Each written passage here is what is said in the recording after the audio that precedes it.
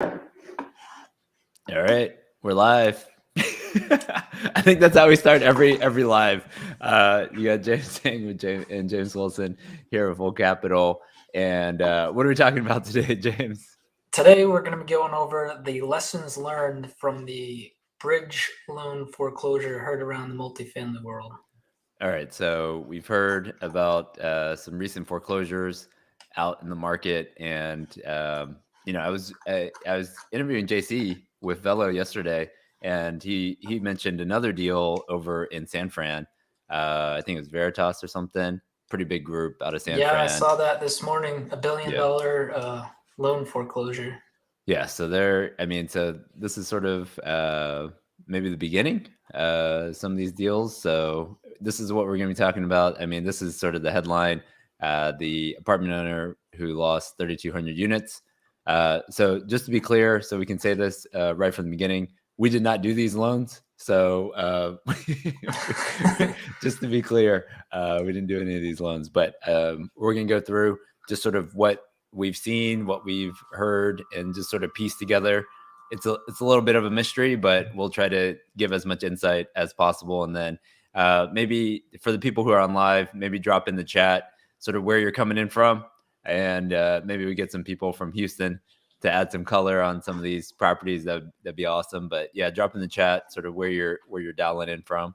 And all right, so let's flip over. All right, so this idea actually came from a comment on a YouTube video, and basically this person was like, ideas for next video, detail the reasons that led to the foreclosure of the operators in Houston's lessons learned. So and then her second part of the question, which we might tackle towards the end, is interested to see how people can capitalize on these deals, right? So whether they can't refi or they've just got to sell, and so having some distress. So we'll touch on that as well. So any ideas, we are definitely open to them. Just comment on the video and we will jump into it. So all right, so this was a slide, I think it was probably like a month ago, sort of beginning of April that this happened.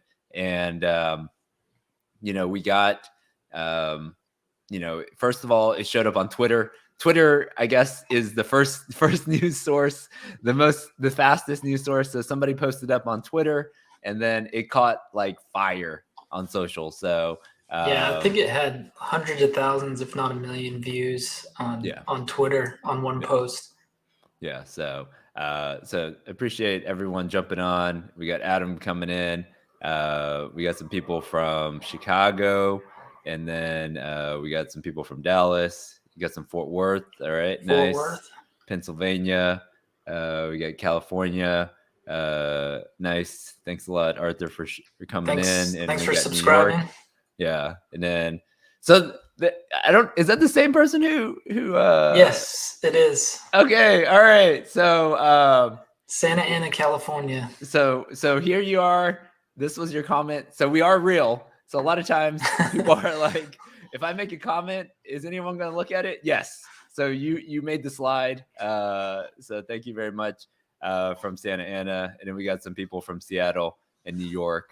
All right, we'll also respond to all your questions too. Yeah, we're actually real people. So appreciate everyone jumping in, and we will. All right, so let's jump in. So I guess what qualifies us to do this presentation is in 2022 we did 1.2 billion in multifamily loans, and then in the first quarter we did close to 160 million, even though the market was a little bit slower.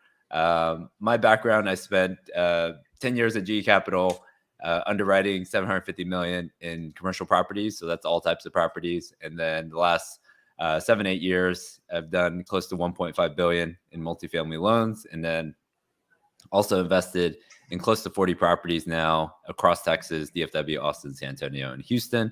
And then our big show coming up in October, you can actually see us in person live at the Old Capital Conference. This is October 4th and 5th. That'll be probably 400 or 500 of our closest friends at that event. So I'm going to open it up. So we'll jump back and forth between this slide. But so if for the people who are on live, what I would like to see is what are some of the lessons learned that maybe if you followed this, you can't see my 10 lessons learned on the left hand side because it's too small.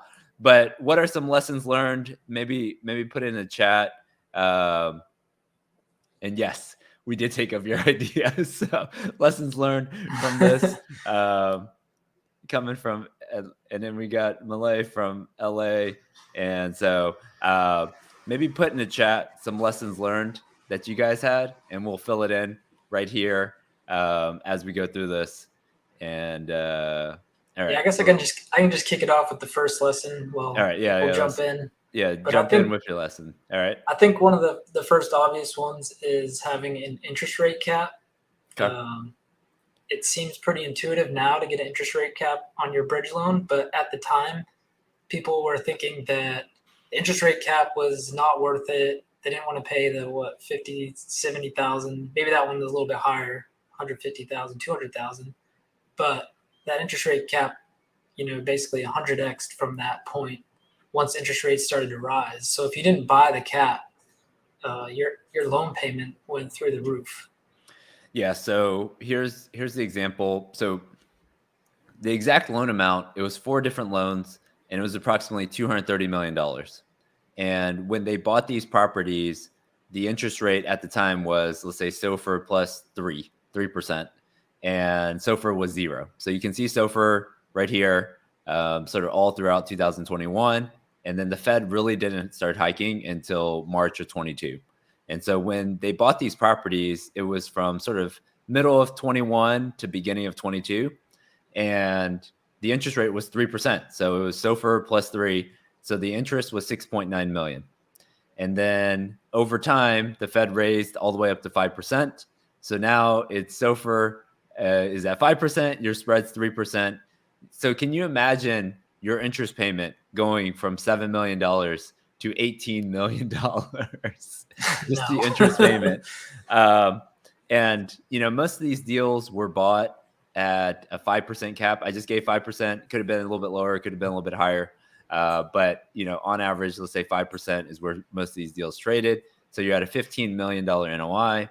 So you have a hole. This is every year. You have a hole of $3.4 million in deficit just from the interest payment. That's ignoring everything else, ignoring higher taxes, ignoring. And so it's not that people didn't want to buy an interest rate cap. It's just that they didn't necessarily have the money for it. Right. So if you look, so here's Chatham's interest rate calculator right here on the right-hand side. And this is as of today. So I pulled this as of, I think yesterday. So for 115, so Chatham only goes up to 150 million on their interest rate cap calculator. So I had to split it in half here.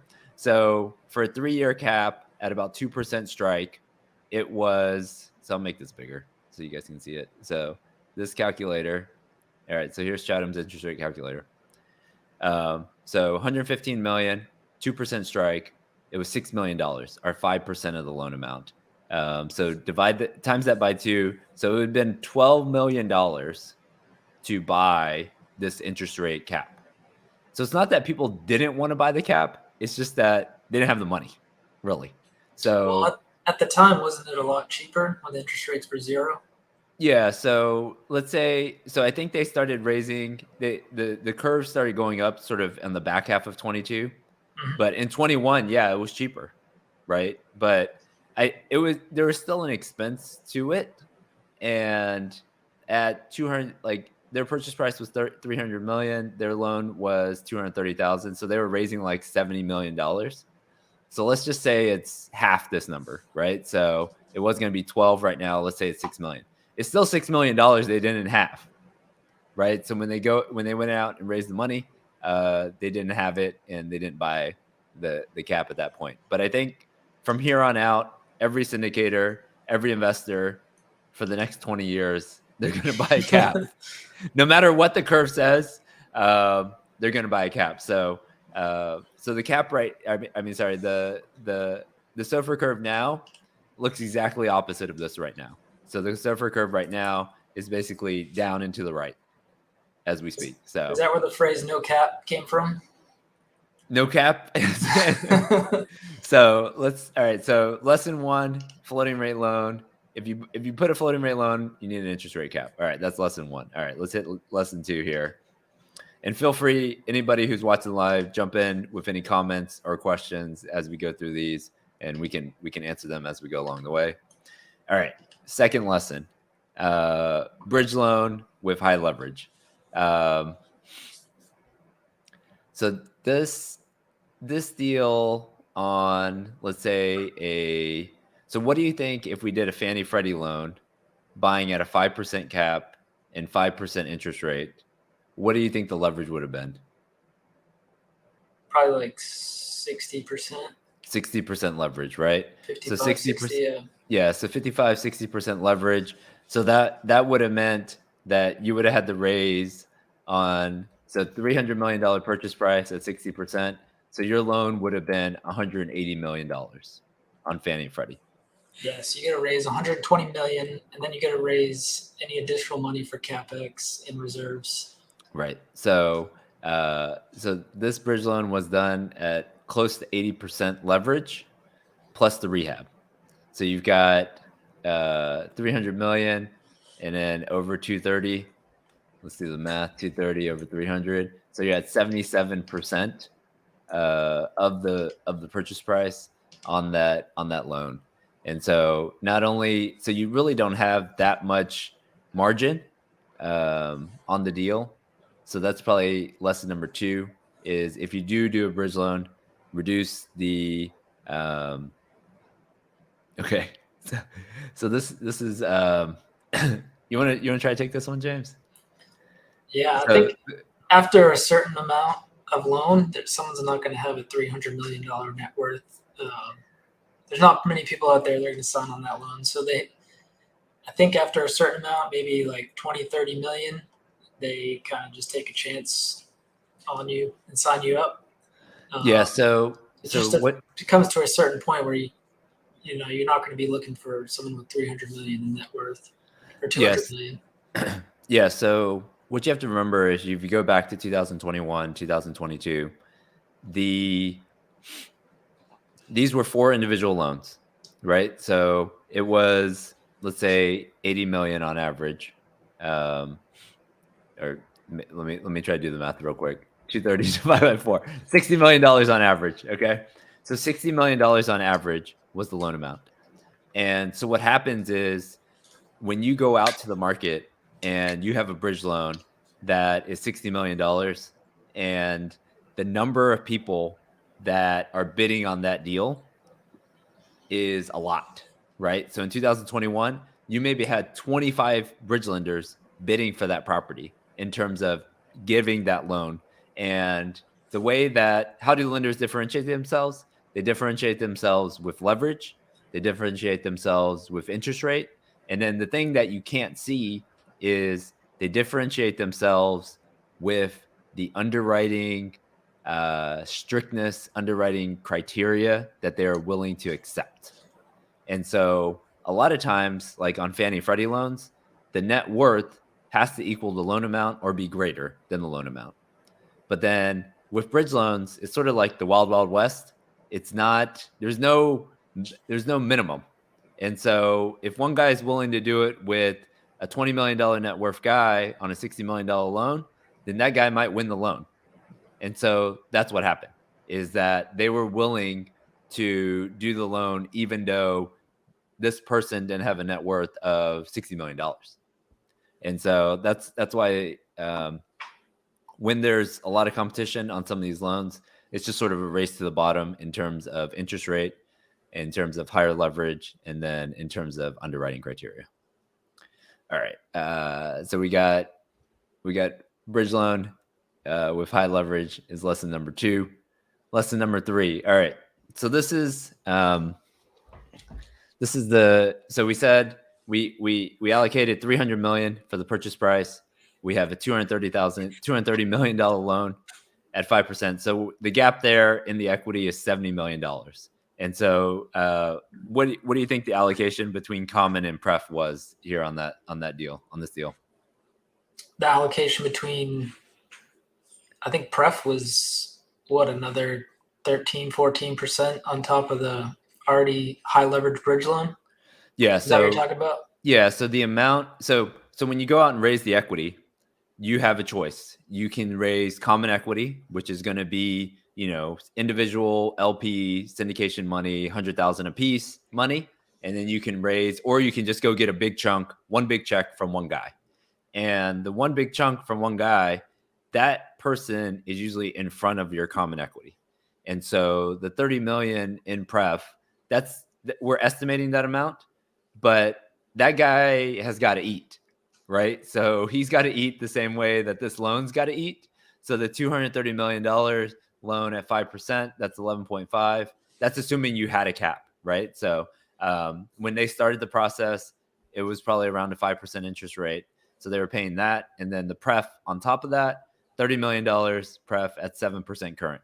So most of the pref, they sit in front of you as the common equty, right? First class passenger.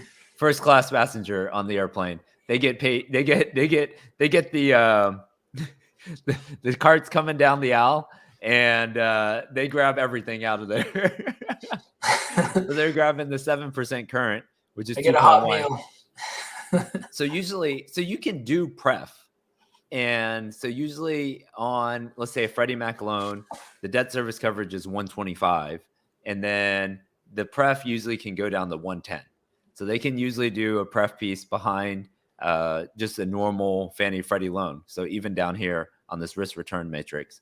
And so there was pref equity in front of the common for additional $30 million. So not only did you have to pay the $230 million, I use 5% interest rate on this because that's probably what they modeled in their assumptions, but obviously that went to 8%. And then the $30 million pref at 7% current. So not only did you have the high leverage bridge that was floating, and now you have the pref equity in front of you. All right.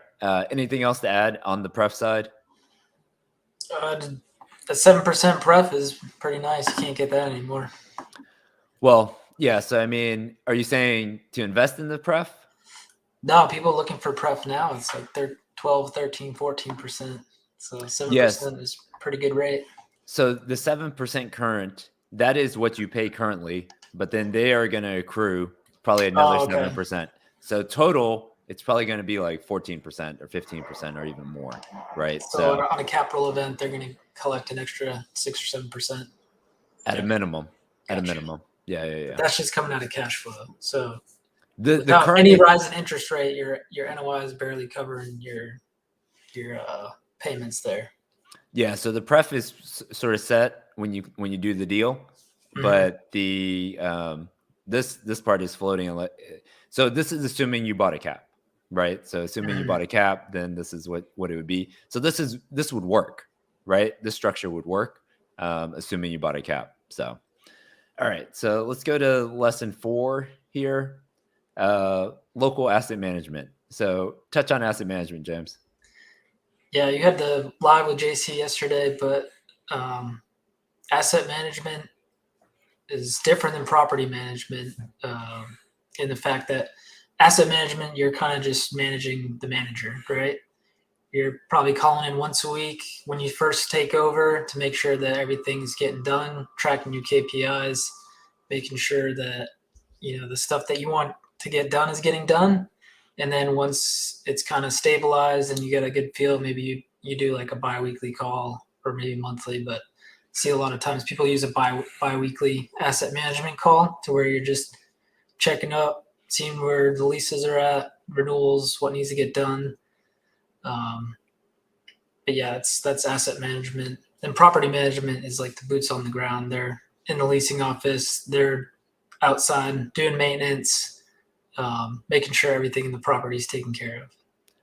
Yeah. So you can't really see this snapshot, but he was based in Dallas, and there's nothing wrong with being based in Dallas and buying a deal in Houston. A lot of people do that, but you've got to be there. You got to be on the ground, especially at the beginning. to get these properties to turn around, right? Especially on a bridge loan, you have a timeline, very tight timeline, right? You might have 2 years, you might have 3 years. So you've got to be on the ground there to make sure.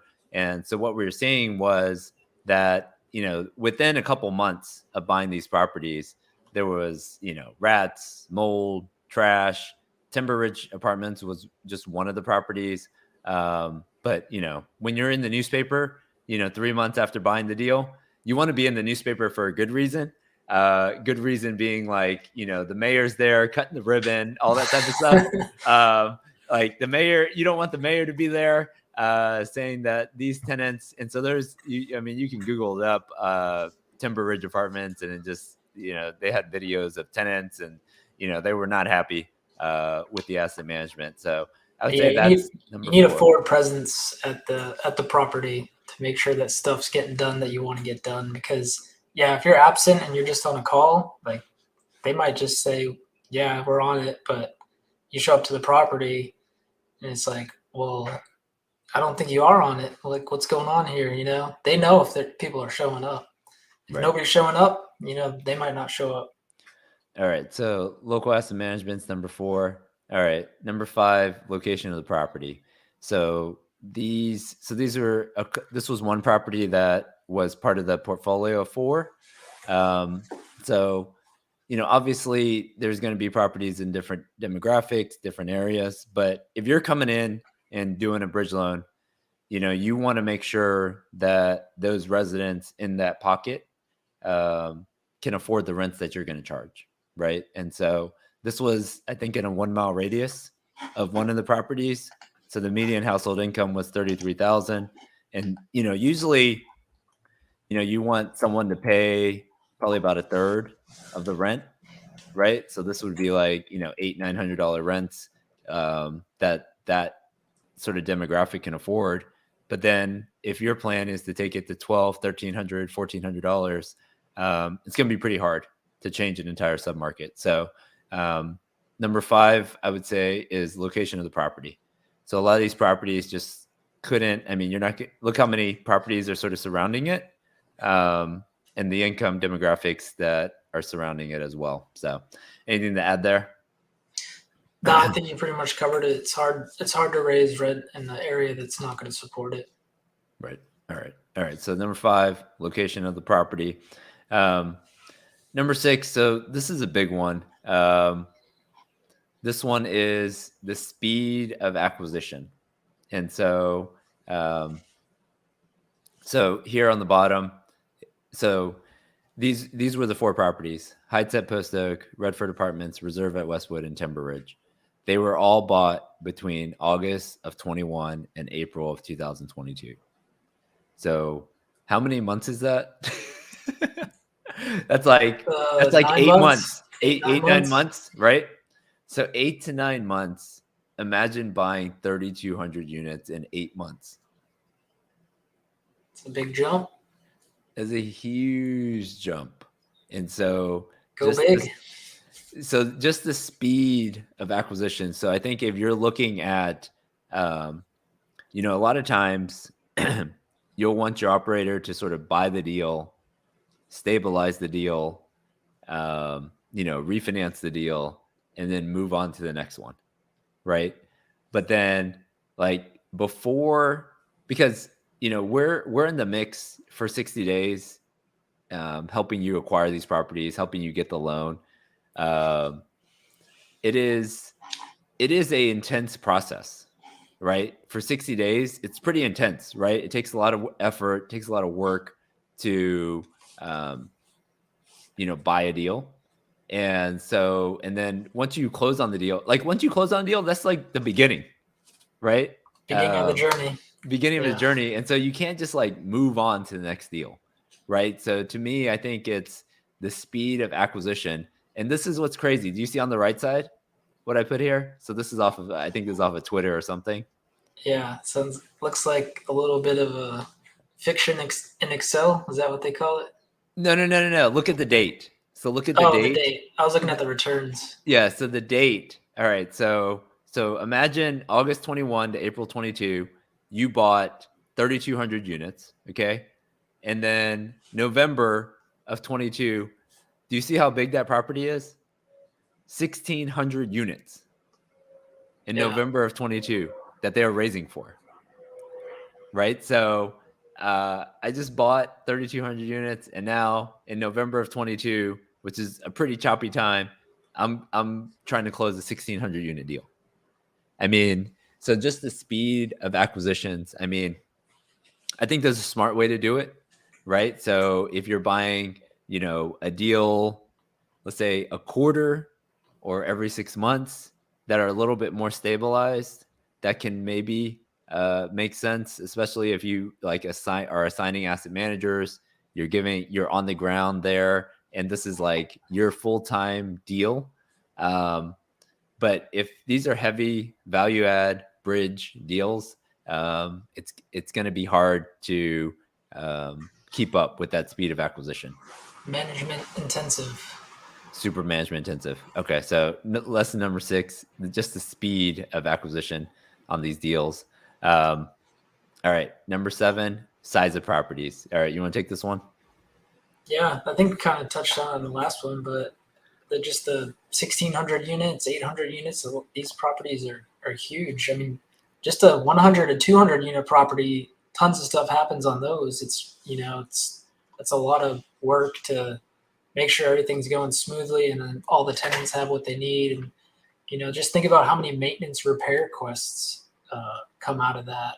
And if people aren't getting their stuff fixed, they're not going to be happy. And yeah, it's just the size of the properties is definitely a challenge. You got to have a really good property management, and then you got to have really good asset managers making sure that everything's running smoothly. Otherwise, yeah, if you just keep buying huge deals and not really paying attention, as we've seen, stuff can go south pretty quick. Yeah, I mean, I think there's definitely economies of scale as you move from single family to multifamily. As you Mm-hmm. move from 100 units with one in, one out to 200 units, now you got 2 guys in, 2 guys out. All right, and maybe I would say maybe in that 200 to 300 unit range, it is probably the most ideal investment size, because now you got, let's say, anywhere from 4 to 6 people. You've got a pretty good staff there. Let's say the deal is 200,000 a door in terms of price. So you're raising anywhere from the deal size is anywhere from 40 to $50 million. Like, you're not going crazy, right? Like some of these deals, like 856 units. Let's just say it's, I don't know, 70. Let's say 100 a door. That's $85 million just to buy this one property. Yeah, then And economies of scale can work in the opposite favor for you as well. Like it can really, if expenses and as we see interest rates and loan payments, those can just you can't cover those. Unlike a single family, if you miss a loan payment, you got the reserves, right? Some those 100, 200 units, you got reserves. Yeah, you can cover some stuff. Some of these 1,000 unit deals, if there's some issues, that can get away from pretty quick. yeah, I mean, I'm not saying syndicators shouldn't do 1,000 unit deals, but I guess make sure you have the capital to back these deals, because when there is a hiccup, it's going to be a big number. It's not going to be a small number to get it done. So I guess this one, does it say the price? I guess it said $76 million purchase price on this one over here. So yeah, right around $80 million for these deals that were around 900 units. So all right, so lesson number 7: size of properties. Bigger is not always better. So all right, lesson 8. All right. All right, communication on a monthly basis. So you're an LP in some deals. I'm an LP in some deals. What do you expect in terms of communication from the general partner? Expect them to tell us what's going on, what they're working on, what challenges they're having. Um, just be open and honest about. I don't like when someone tries to cover over everything. I feel like that happened a lot. Like 21, 22, it was kind of like everything's great. There's no problems ever in multifamily. But I do like when the the communication is these are the challenges that we face. This is what we're working on. Um, and then I like to see the financials. I know not everybody sends out the financials, but I like to see where the NOI is at. I know the cap rates, and I know where the loans are. So I kind of like to see where the deal sits. I'm sure not all the LPs size the deals like I do, but I like to see No, the financials. yeah, I mean, I don't. It takes like literally 30 seconds to take the monthly package that the property management company sends you and send it out to investors and add some comments on a monthly basis. So I think communication is key in terms of not only I want to see the rent roll, I want to see the T12. Those are the main things that I want to see on a monthly basis, and then I want to see the trends that are happening. And then JC made a big point of this yesterday around the budget. Like, all right, what's my variance to the budget? Because if you don't know where you're headed, you have no idea how you're doing, Yeah, right? And so I think communication is huge. And then if there's issues, like you should be communicating a lot more than once a month, right? And so on this, on this, I went to the website off of one of the links, and website is down, nothing. So the communication, because I mean, I don't know how many deals this guy was in, but I mean, there's still a lot of deals he's still in, right? And so people are probably like, all right, where's the communication? And your website's down, you're probably not putting out that much communication. So, all right, that was lesson 8 is communication on a monthly basis, because that's sort of a forewarning or for predicting the future here. If you're not communicating, usually silence is not good. I want to know. I think as a general partner, you should be over communicating more yeah. so. Address the problems right up front. Bad news doesn't get better with time. Yeah, it doesn't age well like the wine, right? So, No. all right, lesson number 9. So this is all rumor, speculation, but people are telling us that they were getting distributions in January of this year Yeah, on this deals. is probably the most wild part about the Yeah. story. So imagine you're getting distributions in January, and then you get noticed in April. Hey, actually, we got foreclosed. Sorry, guys. And so that's what really goes back to monthly cash flow, comparing it to the pro forma. So this is one of the deals that we pulled up. So I pulled it up just in Yardi, the Redford, and you can pull the occupancy is 69% today, and you can see the trend sort of all right in 2022. So prior to 21 and 22, it was like 75%. So it's not like it was doing great in 19 and 20. But then Historical occupancy. Yeah. and then it sort of came up to 90. The property was sold miraculously, and then boom, 70%. So, I mean, you can see a drop sometimes in occupancy. You're coming in, you're cleaning out the tenant base maybe, and then it's going to pop back up. Well, one But thing that you shared with me was a chart with all the bridge loan or all the transactions in Houston, and it was kind of like flat, flat, flat, and then the bridge loan money came in, and so they all these sellers probably saw an opportunity, got this occupancy up, and they're like, all right, we can offload this for a profit, and they kind of left a lot of people um, at that high price or stuck with those deals. yeah, I think in Houston it was like maybe they were doing about 2 billion a year in transactions for multifamily. In Yeah, 19, and then in 2020 it was another 2 billion, and then 2021, boom, 8 billion or something like that. Like it was like a 4x increase from the previous year. And so, the amount of deals that were done on bridge at that time it was just a huge number. And so most of the time, a lot of if you listen to a lot of pitches, most people talk about sort of a break even point. So usually, what's the expense ratio um, on these properties? Typically, let's say let's call it a C property. What's your expense ratio typically? I usually see around 55%. 55%, right? Yeah. So if you Yeah, take 50, the rule is like the 50% rule. It's like half your NOI is expenses, but I probably half your design revenue, is half your revenue is or half your expenses. revenue, yeah, is Yeah, expenses. But I've seen it's more closer to 55%. So I right. always get kind of nervous when, or not nervous, but I always kind of look at a pro forma when they're projecting 45%. It's like I don't know if they're going to get that low.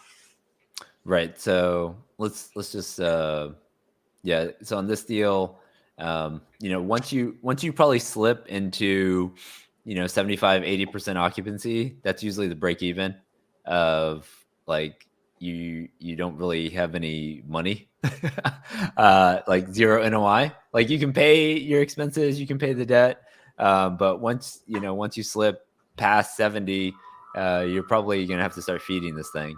And so imagine um, you're at 70% and then you're still getting distribution. Just didn't make any sense. So um, I would just check in with, like, sometimes general partners are doing distributions Mm-hmm. just to raise money for the next deal. Like, it goes back to like JP Conklin's slide when I had him on. Uh, he like, everything's fine, no problem here. There's like a Yeah, fire around that guy surrounding the whole room. No problem here. Yeah, don't worry about this. So we got a bunch of new blood in the syndication space, and yeah. we're distributing. Going to the next one. All right. So this is lesson 10. I didn't know what picture to put on this slide. I should have a picture, but I don't. Lesson 10 is, if you receive a capital call less than 1 year into the investment. So a lot of these deals, they were bought in, let's say, beginning of 22, and they were having a capital call, like essentially end of last year.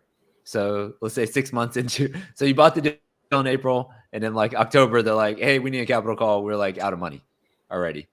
So that is lesson 10, is the um, I guess the lesson should be, is raise enough money for reserves. Um, so I'm going to change this slide up a little bit, because I think, Stress test the deal, yeah. So I mean, but nobody really stress tested the interest rate because oh, you should have, yeah, yeah, The yeah. Fed, I don't think anyone really did though, because the Fed was saying, "Oh, we're not raising interest rates for a long time," and then In 21, yeah, but and the not in 21, 22. Yeah, 22 was, yeah. They said they were going to raise in 22. So, there was a rumor, but it was like they're gonna raise 3 times 25 basis points, and then yeah. just started going up. So I think I'm going to change this one up a little bit. So reserves, let's say on a fixed rate loan, stabilized deal, what do you think you should have in reserve at the property level? Uh, Probably 250 a unit for No, not replacement reserves. reserves. I'm just Okay. saying Oh, reserves just sort like a of cash above it. cushion. Yeah, like think about it as an emergency fund for the Probably like property. 6 months of payments, 6 months of debt payments or expenses, debt expenses. and expenses. Yeah, Okay, yeah, 6 months is a little heavy. I maybe don't three. think, yeah, 3 to 6 months of expenses, so sort of operating expenses, and then your debt payment. I think that's a good number. And then, but so that's on a fixed rate loan. What about a floating rate loan, and bridge, You gotta have a like sort of cap. value add deal? No, assume you buy a cap. Assume you buy a cap at close. How much in reserve should you have? I think the same, right? Or maybe less because you got all the capex or no more, 6 to 12. Okay, Opposite. I think you opposite. need more, right? Because, all right, so this fixed rate loan, this is going to be, on Fannie Freddie, this is like a 5, 7, 10 year loan, right? Yeah, And then you don't really have your hard maturity is pretty far out. And then you have no interest rate risk, right? So on the floating rate loan bridge value add deal, you've got, I would say 6 to 12 months of operating expenses and debt payments. And the reason being, The reason being, I would say, is number one, or reasons to have this money is you've got a maturity. So you got a loan maturity in 2 to 3 years from when you start. You've got a larger rehab budget, right? So on these bridge loans, most of those were like 7,500 to 15,000 a door, right? Rehabs. On Mm-hmm. these fixed rate, Fannie agency loans, usually the rehab's not that big. So you got larger rehab budget, you got loan maturity, you've got interest rate risk. So you got to buy another cap, and then what the big. So on this loan maturity, you might have to pay down the loan to refinance. Cash and refi. Cash and refi. So to me, I think this is this one is this is the lesson here is really around probably raising efficient equity front on the deal. All right. So that's not as pretty of a slide, but I think it's important to have, because I know a lot of people, a lot of syndicators, that they'll quote unquote raise this much, right? 6 to 12 months of operating expenses on fixed rate deals, right? So they're even doubly safe in the More conservative. Yeah. Yeah. And the only reason that people don't do this, do you know why people don't do this? Juice the returns. Yeah, they're thinking, oh man, I'm going to have all this extra capital and I can't provide the return on it, but I'm trying to protect the principal on the deal. So yeah, and some people only raise enough to close the deal, and then they try to raise after to get the cushion. Sean, thanks for jumping on. I'll just change this. I need to change the slide to the crap fund. Oh crap fund. Sean, give us some examples of when you've had to use your fund. Yes, and I would say, yeah, the older the property, the more reserves you should have. So I'm gonna add that in there. So let's see, reserves. Yeah, we should probably. I mean, this is sort of this is what you were talking about. I wasn't clear on my question, but in replacement reserves, right? So replacement reserves on Class A are typically what, like 200, 250 a door? Yeah, you're going to need to replace less refrigerators and less things on a Class A. Yeah, 250 to 300. Less ACs, maybe. No, I think it's the same amount. I think it's just the big ticket items. Like on B and C stuff, you're having to deal with like the plumbing, the siding, all that type of stuff. Yeah, Sean said you gotta love the 70s cast iron pipes. Yeah, this is I mean, the quote that I heard from one person who owned some Class C in Houston out on a panel way back when. He said he had to hold through the recession. So the last recession, sort of 2009, 10, 11, 2009 to 2012, Class C property in Houston. He said the real replacement reserve is 1,000 a unit per year. That's not what the lender requires. No. The lender requires this number, right? Yeah. But then he's saying after owning these properties for 3, 4, 5 years, especially after you've done the initial rehab, right? So you put 5,000 a door into the property, and then now you're just holding it, right? So you're surviving for the next couple of years. 2009 is not a great time to sell, so you're going to hold it. But the real replacement reserve is like 1,000 a door. So, all right. So plumbing leaks, 1970s, cast iron pipes. So yeah, you got to hold that. All right. So let's. I think that was lesson 10. Did we miss anything? Put in the I was comments. I haven't I was been seeing monitoring some the comments. comments, couple comments. What's going to happen with these syndicator careers on these defaults? Okay, hold on. Let's get that. I'm gonna wrap. So lessons learned. Number one, interest rate cap on a floating rate loan. So buy the interest rate cap. I think you should buy it. Like, what strike do you think you should buy at? This is always an interesting question. So let's say it's your spread is SOFR plus 3 to do the math. Um, Probably cap it at what the fixed rate would be. Maybe buy like a 2.5 strike, Yeah, try to five get and a some half. positive leverage if you can get a Yeah, 5.5 cap deal. yeah, But the last live we did when we underwrote that $10 million deal, the 1% strike looked like a good return. I think be good. I think it depends on the your underwriting, right? Like Okay. how it comes out in the model. But also, I don't think you should go out too far on term because if interest rates go down, those get cheaper, and it's kind of like a sunk cost if you buy it up front, right? Are you talking about the strike rate? How many Like years how you have many to buy? years? Like if you buy it Okay. for 2 years or if you buy it for 3 years. So if you buy it for 3 years, you're paying all that money up front, right? It's like a sunk cost almost. And so if you only buy it for 2 years and then you escrow for a third, and then the third years drops off a cliff and is significantly cheaper, then it might not make sense to buy it that far out at a high price today. That makes sense.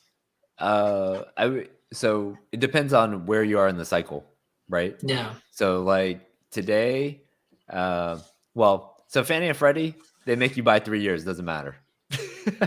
Yeah, that's and true. most bridge lenders, they make you buy 3 years now as well. So whatever the term of the loan is, that's what you're gonna have to buy. So lesson learned: number one, buy an interest rate cap on a floating rate loan.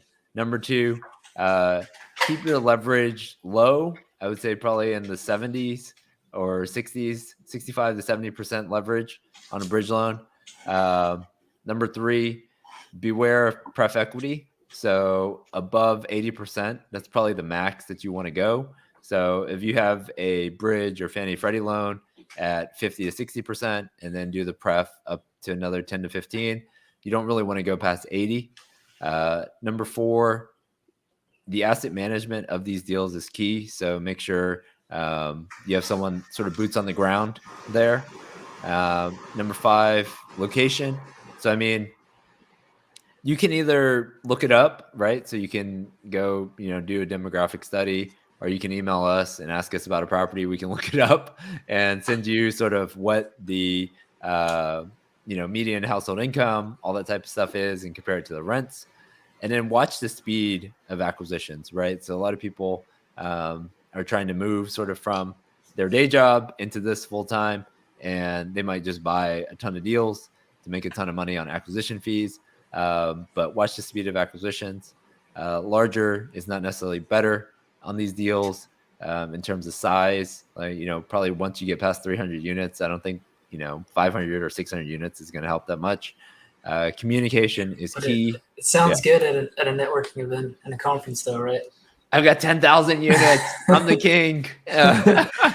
All right, Yeah, you won the multifamily world. yeah. So communication is key, especially from, like, to me, I think communication is huge right now because especially as stuff gets worse or goes down, you need to be upfront with your investors about where they are in the process versus just sort of going into a hole and not coming out.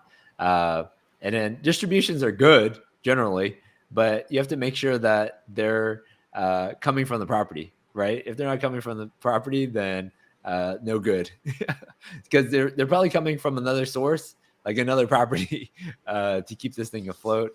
And then capital calls early in a hold period is a red flag. So I would just say on this one, probably adequate, sufficient reserves raised upfront.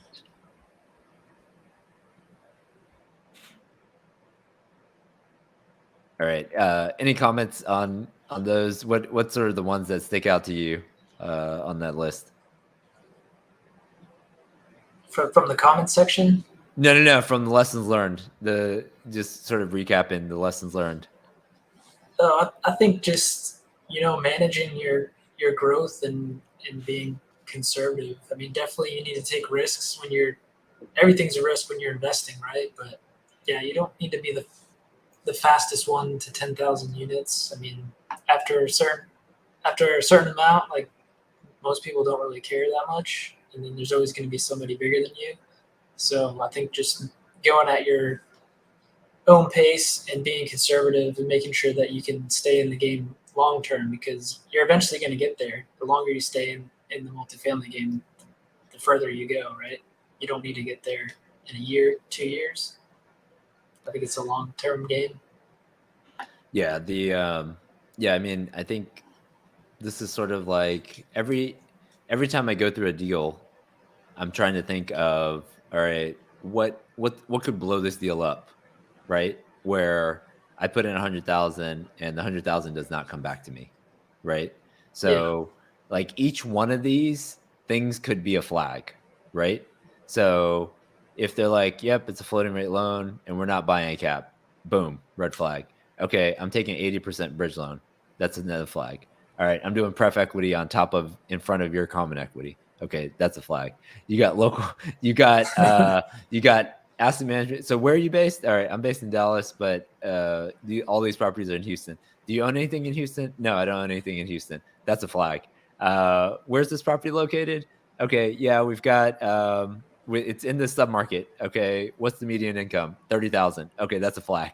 Uh, how many deals have you bought in the last 8 months? I bought 10 properties in the last 8 months. Okay, that's a flag. How big is this property? 900 units. That's a Yeah. flag. And Yeah, then because this, the bigger size, it takes more to feed the deal. I yeah, think somebody that's well capitalized would rather invest in 150 to 250 unit on somebody that's really well capitalized, has a good plan versus swinging for the fences on 1,000 units. yeah, and communication. I think that's so. And this is harder to do.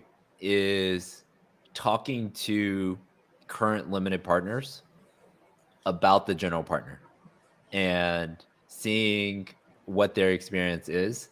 I'm pretty sure most of the LPs in these deals did not talk to previous LPs on these deals. I think they just assumed, okay, you bought a property and it was 100 units and you did well from 2018 to 2021. Great.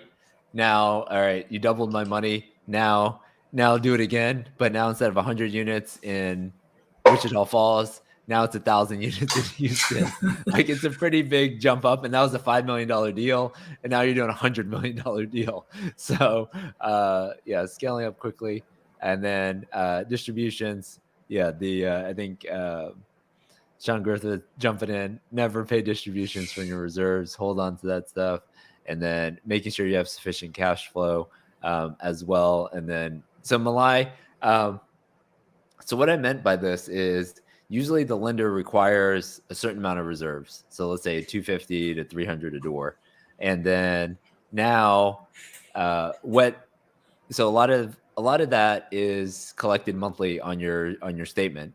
And what this operator was saying at this conference was there's a lot of below the line expenses on, let's say, B and C properties, probably more C properties, that in reality it is closer to 1,000. So let's say a 200 unit deal, so 1,000 a unit, 200 times 1,000, making sure I can do the math. It's that amount is going to be closer to $200,000 a year in terms of actual repairs and maintenance to the property. And so a lot of times repairs and maintenance shows up as, I don't know, 750 a door above the line, but then there's probably another 1,000 or 500 a unit below the line, if that makes any sense. So CapEx. yeah. uh Sean, you're killing me today. So we're gonna be like the referee throwing a flag as these guys are pitching deals, and every time something happens, we're gonna throw the flag on the field. Yes, that would be funny. Maybe we should add that to the next conference. So, um, all right, James, any other comments that you saw coming in? I think I tried to. Yeah, I saw a couple. Okay. JG had one. What's gonna happen to these bridge lenders with all these levered loans? Okay. So when you did a bridge loan, you had the option as a lender to hold it on your balance sheet, or you could package it up in sort of a securitization and then sell it off to investors, and you held a piece. So you held a piece of that loan. And so some people are going to lose a little bit of money, and some people might lose a lot of money. And it all depends on when they foreclose on these properties, if they do foreclose, what happens, right? And so if you go back to um, this slide at the beginning. All right, if you go back to this slide, let me just hide this real quick. So the original loan, let's say, was 230, and then it sold for 196. So it sold. They essentially lost $32 million on the loan balance in terms of principal, and Mhm. so that was a small percentage, right? So they didn't lose the entire amount, right? So, but it's gonna, yeah. I mean, it's definitely depending, like the outcome on some of these deals might be that they sell it for a lot less than the loan balance, and they're gonna have to take a loss on these deals. So, And then another one we had was what's gonna happen with these syndicators that get foreclosed on? Is their career over, or are they coming back? so I would say it depends on how you come back and what the story is, right? So this one is going to be pretty hard to come back from. Like when you're covered in the Wall Street Journal, I mean, every lender is going to Google your name, and so you might be coming back as sort of a silent partner. You might be coming back as a limited partner, and not necessarily as a general partner who are signing on loans, right? So, people sort of had a story 2008, 2009, 2010 that they just sort of got caught up in, and now 10 years later they're back, right?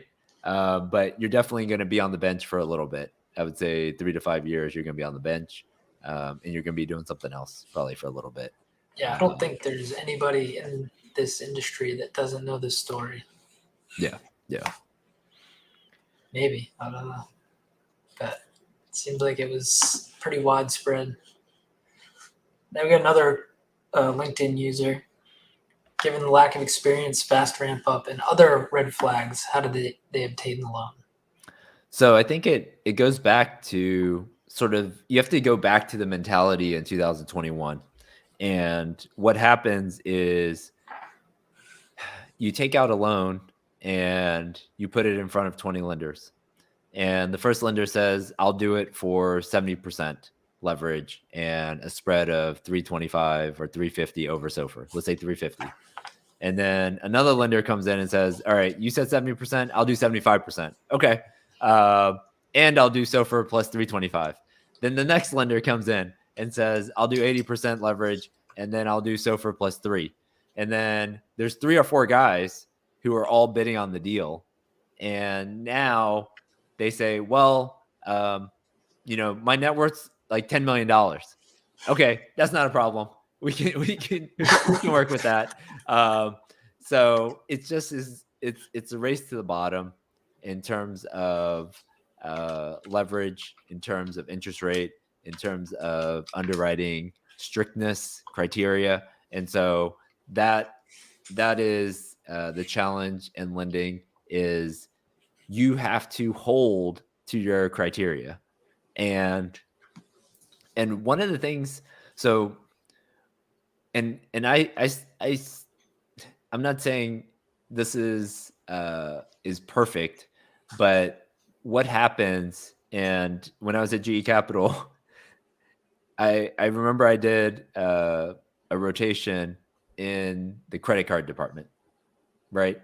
And in credit card department, they basically charge 20% interest. And if they already underwrite like a 4 to 5% delinquency. And so some lenders are willing to take the risk, right? So they know that there's going to be delinquency. They know that they're going to have to work some stuff out, but they charge an interest that is sufficient for the risk, Yeah, right? because And so they're making a point on the loan, right? So that's $2 million that they just make just by issuing. That doesn't even count all the interest that they're going to make on the loan. And then kind of the zeitgeist of multifamily at the time was that it's not failing. You can't lose money in this business almost, right? right. And so some of so what's going to happen is, and this is what happened sort of 08, 9, 10, 11, is that some of these lenders, they're going to foreclose or they might sell the loan to somebody else. And they've sort of put sufficient reserves aside, right? And so, but in trying to answer this question without going too much on a tangent, is that because of the competition, because of the number of lenders, that is what drove their ability to get the loan at that point. All right. Any other questions out there? I think that pretty much wraps it up. Okay. We're All right. about an hour, so Any other questions? Put it in the chat. So I'll PDF this presentation. If you want the presentation, just email us and we'll give you the presentation or send you the presentation. And then any other questions, feel free to reach out to us. But definitely subscribe to the channel, like the video. That helps us. And any other questions, any ideas? Obviously, we read the comments and we will take those ideas. So any ideas for future episodes, definitely let us know, and we will talk to you guys on the next live. oh yeah, and give a quick shout out for tomorrow's event that we have. Yeah. Series. So if you go to, we'll put it here. Let me put it in the chat real quick. See if I can find the link. Try to save some of these foreclosures by doing capital calls. Yeah, so we have a Zoom virtual meeting. So all the people who can't normally join us. So this is for tomorrow. Here's the registration. So this is Capital Calls 101. So we're going to be interviewing Neil Balwa about capital calls on this and sort of how to do them, right? Because it's almost like a new deal, new equity, and really going through it. And so so we'll put up the replay. It'll be on YouTube and LinkedIn, Dennis, with any questions. And then but yeah, check out the capital call thing tomorrow is at 6 to 9 Central, and it will be on Zoom. So we'll be able to see your face versus just comments. So appreciate everyone jumping on. If you have any questions or ideas, definitely reach out to us. And thank you for being here today. All right. Thanks, everyone. All right. See you guys.